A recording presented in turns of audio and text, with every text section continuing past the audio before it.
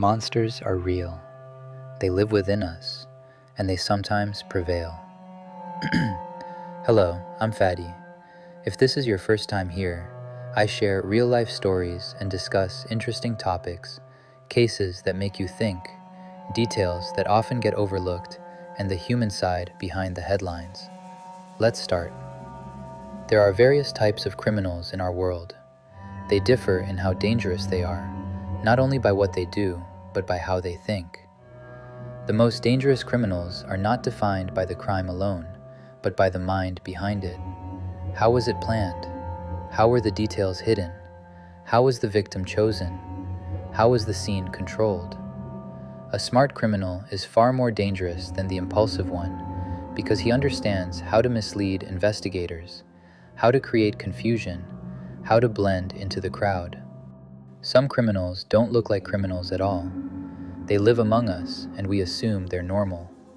Sometimes, even police can walk right past them without realizing who they are. 3 years after Denise Huber's disappearance, the police discovered something shocking. After her body was found in a place so unusual, so disturbing, that calling it peculiar doesn't even begin to describe it. What happened to Denise? How did she disappear? And how did this story end? Let us go back to the beginning. In an upscale neighborhood in Southern California, USA, Denise lived a quiet life with her family and her only brother, Jeff. She graduated from the University of California with a degree in social sciences in 1990 at the age of 23. After graduation, she worked as a waitress at a restaurant, but Denise was ambitious. She didn't see the restaurant as her final destination. To her, it was temporary, a stepping stone until she found the job she truly wanted. Denise was outgoing and social. People adored her. She made friends easily, and at work, she quickly became someone everyone noticed. Not for drama, not for attention, but for warmth, for energy, for being genuinely easy to be around. During that time, she met a coworker named Stephen Horrocks. Over time, they fell in love. Their relationship was the kind that coworkers talk about, always together, always close, the kind of couple that seemed steady and real. One day, Stephen bought 2 tickets to a music concert for him and Denise. The concert was on June 2nd, 1991. Denise was overjoyed. She was going to see her favorite band perform. She prepared her belongings for the night, excited in a way that only someone looking forward to something special can be. But on the day of the concert, Stephen called her with an apology. He couldn't go. He said he had something important to handle. Denise was disappointed, but she still wanted to go. Stephen then told her he would give his ticket to their friend Robert, so Robert could accompany her instead. Who was Robert? Robert Calvert was a mutual friend and a co-worker at the same restaurant. And there's a piece of information about Robert that will matter later, something important, but we'll leave it for the right moment. Denise agreed. She packed her things, told her mother she was going to the concert and would return late, cleaned her room, and left the house. She drove to the concert with Robert in her car. That night passed. The next morning, Denise's mother went to her room to check on her, but Denise wasn't there. Her car was gone. Her room was tidy, exactly as she had left it, meaning she never came home. At first, her mother didn't panic. She assumed Denise had stayed out late and slept over at a friend's house, so she went to work as usual. But when she returned from work, Denise still hadn't come back. That's when worry began to grow. Denise wasn't the type to disappear without calling. If she stayed at someone's place, she usually let her family know. This time, there was nothing. No call, no message, no sign. Hours passed. So Denise's mother called Tammy, Denise's best friend. Tammy was confused. She said she hadn't seen Denise the night before at all. Still, she promised to call around. Maybe Denise had stayed with another friend. Maybe someone knew something. Tammy contacted their mutual friends. One after another, everyone said the same thing. They hadn't seen Denise. So Tammy called the one person who mattered most at that moment, Robert, the last person known to have been with Denise. Robert said the concert ended late. He claimed Denise drove him home and dropped him off around 2:05 a.m. Then he went to sleep. He said he didn't know what happened after that. He didn't know whether she made it home or where she went. As night fell, concern turned into fear. Denise's friends and family felt the weight of something being wrong because the silence was too long. Tammy decided to drive the route back and forth, the road from the concert back toward home, hoping she would see something, anything, that could lead them to Denise. And while driving, she noticed a car that looked like Denise's parked on the side of Highway 73. She pulled over and approached it. It was Denise's car, a 1988 Honda, but Denise wasn't in it. Tammy saw that the rear right tire was flat. She called Denise's parents immediately and told them she'd found the car, but she had no idea why it was there or where Denise had gone. Denise's parents called the police and reported the location. Within minutes, Denise's parents arrived. Then the police arrived and began inspecting the vehicle. What they saw made them more concerned. The tire was flat. One window was partially open. The battery was dead. Their initial theory was that Denise may have left the car running, perhaps with the hazard lights on, draining the battery. But the inside of the car was empty. No keys, no purse, no personal items. Nothing you would expect someone to leave behind if they stepped away briefly. The police interviewed her parents. Her mother gave them a photo and described what Denise was wearing: a black dress, a black jacket, and high heels. Then the police began searching the area, on foot, with helicopters, with dogs, trying to find any sign of Denise. The dogs traced her scent, and then, suddenly, the trail ended. There were no clear signs of a struggle, no obvious blood, no confirmed fingerprints from a stranger, and the tire didn't appear to have been deliberately slashed. Everything pointed to a conclusion that didn't make sense. Denise left the car voluntarily. The most important question became, why? To understand the why, investigators had to understand what truly happened that night. Because Robert was the last known person with Denise, he became the primary focus of questioning. Police brought him in, questioned him in detail, and even conducted a lie detector test. Robert answered calmly. He claimed the concert went normally. Afterward, they ate at a restaurant where he drank heavily, so much that he said he could barely walk properly. Denise then drove him home and dropped him off around 2:05 a.m. And after that, he said, he had no idea what happened. During questioning, police asked about Robert's relationship with Denise. And here, Robert revealed something that didn't help his situation at all. He admitted he was in love with Denise. He had told her multiple times. Denise refused him. She told him he was only a friend, nothing more. So investigators had to consider the possibility. Was Robert angry? Was he rejected and resentful? Could he have snapped? But there were complications.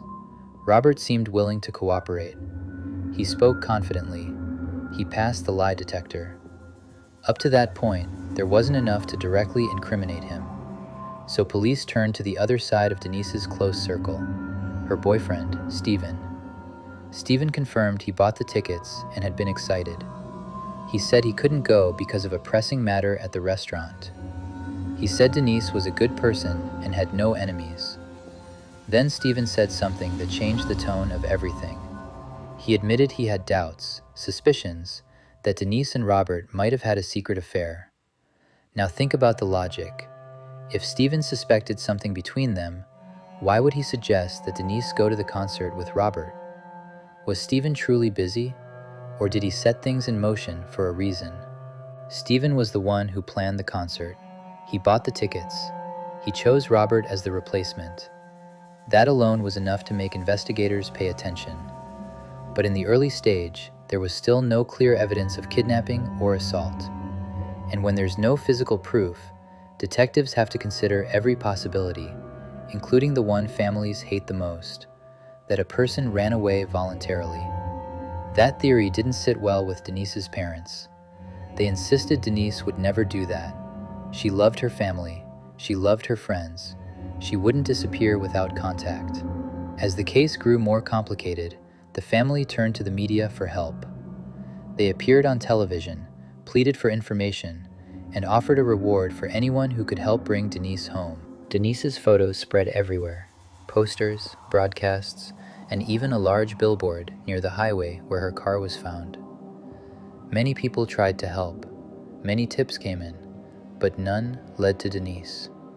Days turned into months, months turned into years, and every day that passed without answers deepened the fear that Denise hadn't simply vanished, she had been taken. Then, 3 years later, hundreds of miles away from California, in Arizona, a couple named Jack and Elaine were buying wall paint for their business. They came across a paint vendor who intrigued them. He said he had more colors at his house and offered to show them. He drove ahead while they followed. At his home, he showed them the paint. He casually mentioned he had moved in recently, about 6 months earlier, but something felt wrong. Outside the house, there was a Ryder truck, the kind used for moving furniture, sitting in front. Dust covered it. Weeds grew around its tires. It looked like it hadn't moved in a long time. The couple didn't say anything to the man, but quietly, without him noticing, they wrote down the truck's license number. Their first thought, the truck might be stolen. Why else would it sit like that for months? They had a friend who was a police officer. The next day, they called him and asked him to run the plate. Their suspicions were correct. The truck had been reported stolen. The officer decided to go see it for himself. When he arrived, the man wasn't home. The officer inspected the truck and saw details that made him uneasy. Locks, signs of tampering, and something strange near the back. Cables running from under the door, chemicals nearby. His mind went to the worst possibility, a drug lab. He contacted the DEA. Within an hour, agents arrived. They broke the locks, opened the truck, and found paint cans and a freezer. The cables weren't for drugs. They were electrical cables powering the freezer. The officers opened it, and they found something none of them were prepared to see. Inside was a large black bag with frozen blood at the bottom. When it was opened, they discovered human remains, an arm. Then another bag, containing a human head, a young woman, her mouth stuffed with cloth, sealed shut with duct tape. In that moment, the case shifted from theft to murder. The officers knew the man would return soon. They chose not to confront him with what they found right away. Instead, they waited and arrested him on the stolen truck charge, planning to question him at the station once he was in custody. The man's name was John Joseph Famularo, a local paint vendor. He was 39 years old and lived alone. At the station, John was calm. He answered questions until they asked about the freezer inside the truck. That's when he refused to speak without a lawyer. Police searched his house. They found weapons scattered everywhere. The home felt chaotic and disturbing. In the basement, they found a hammer stained with blood. And then they found something even more unsettling, a wooden board on the floor. When they lifted it, there was a deep hole underneath, so deep it looked like someone had spent a long time digging it. They brought cadaver dogs. The dogs found nothing inside the hole, but the suspicion remained. As the search continued, detectives found a box labeled Christmas. Inside were items stained with blood: a black dress, black heels, a black jacket, jewelry, and a purse. These items matched what Denise had been wearing the night she disappeared. The forensic lab worked quickly because the body had been frozen and needed examination before thawing changed everything. Fingerprints confirmed it. The remains belonged to Denise Huber. The autopsy also revealed DNA evidence indicating she had been raped. The cause of death was horrific: severe blunt force trauma to the head, approximately 30 strikes, consistent with the hammer found in the basement. Her skull was destroyed. Despite overwhelming evidence, John refused to confess. He denied knowing Denise. He denied involvement. He denied even the DNA evidence, offering no reasonable explanation, just denial. Investigators discovered the freezer had been powered using electricity from the neighboring house, and the neighbor was John's mother. She said she thought she was helping her son because he was poor and couldn't afford electricity. She had no idea what she was powering. John had kept Denise's belongings for 3 years. He had kept the receipts, showing he purchased the freezer shortly after she disappeared. He had kept newspapers and posters about Denise's case, following the investigation while her body was hidden, frozen, and silent. The question became, did Denise know John? Investigators found no evidence of a prior relationship. Instead, they uncovered a pattern. John had a history with women, multiple relationships, and multiple allegations of violence. One ex-girlfriend testified that he once took her to a desert area and tried to choke her. She barely escaped, but she never reported it. And here lies a brutal truth. Silence can create more victims. Police later found a warehouse in California, used by John to store paint, only minutes away from where Denise's car was found. Inside, investigators discovered evidence of what likely happened. With luminol, they detected large amounts of blood traces that had been cleaned, blood belonging to Denise. From the evidence, detectives formed the most logical scenario. Denise's tire went flat on the highway. She pulled over. John approached and offered help. Then, suddenly, he attacked, using the hammer. He dragged her away. Her heels had scratches consistent with being dragged. He took her to his warehouse, assaulted her, and later killed her. Then he concealed her body in black bags, bought a freezer, and kept her frozen.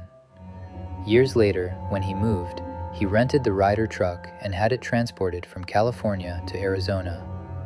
He instructed the drivers to keep the freezer powered every few hours, claiming it contained meat he didn't want to spoil. No one suspected anything. John's trial began later, and the evidence against him was overwhelming. It was revealed he had a traumatic childhood, and that his mother had instilled fear and shame around women and relationships. But trauma explains nothing, and excuses nothing. In 1996, John Joseph Famularo was found guilty of kidnapping and deliberate murder and sentenced to death. He remained in prison awaiting execution. And Denise's family, who held on to hope for 3 years, was left with devastation that words cannot carry.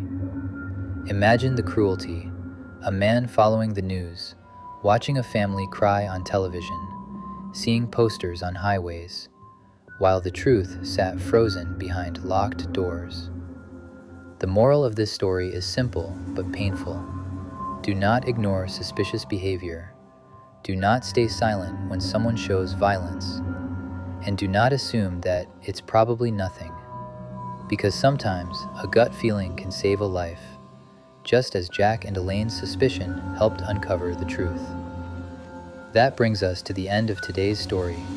If you enjoyed the story, don't forget to like the video and share it. Thank you so much for watching. The best is yet to come.